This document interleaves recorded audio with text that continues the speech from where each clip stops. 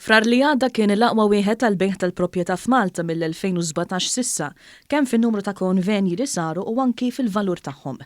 L-Awtorità Maltija għall-Iżviluppaturi l-MDA qalet li b'kollox fi frar saru 1600 konvenju b'valur illi jaqbes 350 miljun euro.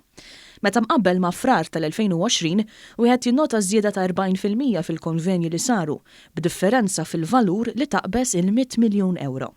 L-MDA qalet li dawn l-aħħar ċifri ikomplu jikkonfermaw ir-reżiljenza ta' dan il-qasam kruċjali anka fi żmien ta' inċertezza minħabba il-pandemija.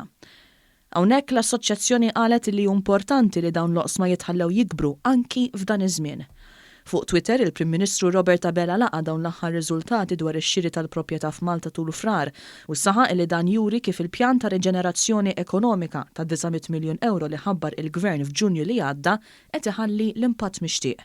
Fost l-oħrajn kien tħabbar li dawk li kienu se jixtru proprjetà sa tmiem is-sena li għaddiet frankaw eluf mit-taxxa tal-boll illi tnaqset minn 5% għal 1.5%.